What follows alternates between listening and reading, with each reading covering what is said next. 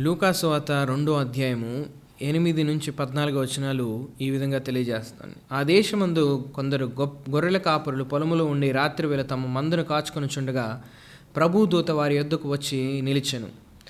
ప్రభువు మహిమ వారి చుట్టూ ప్రకాశించినందున మిక్కిలి భయపడి, రైతే దూత భయపడుకుడి, ఇదిగో ప్రజలందరికీ కలుగుబోవు మహా సంతోషకరమైన సువార్తమానం మీకు తెలియజేయుచున్నాను. ఏంటంటే ఆ సంతోషకరమైన సువార్తమానం, దావీదు పట్టణమందు నేడు మీ కొరకు రక్షకుడు పుట్టి ఉన్నాడు, ఈయన ప్రభు అయిన క్రీస్తు.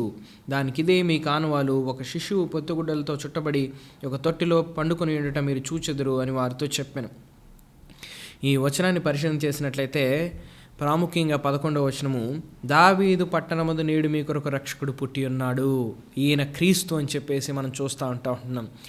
యేసు క్రీస్తు వారు ఏ దేవుడైతే ఈ లోకాన్ని సృజించాడో ఆ దేవుడు, ఏ దేవుడైతే మరి సర్వాన్ని తన మాటతో మరి ఆధీనంలో ఉంచుకుని నడిపిస్తున్నాడు, ఆ దేవుడు ఏమయ్యాడంటండి, మనిషిగా జన్మించాడు. ఎందుకు అనంటే మనుషుల్ని రక్షించడానికి. అందుకనే లూకా ఏం తెలియజేస్తాడంటే, నేడు మీ కొరకు రక్షకుడు పుట్టి ఉన్నాడు. ఏ రక్షకుడు అండి?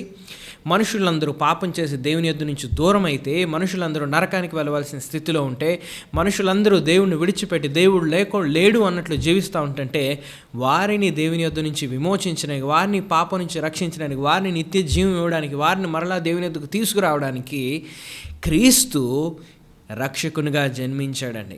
ఈ క్రిస్మస్ సమయంలోని మీరు ఈ క్రీస్తుని నమ్మండి. ఆయనే మన సృష్టికర్త, మన కోసం పుట్టినటువంటి రక్షకుడు. ఆయన చనిపోయి సమాజపడి తిరిగి లేచాడు మన కొరకు.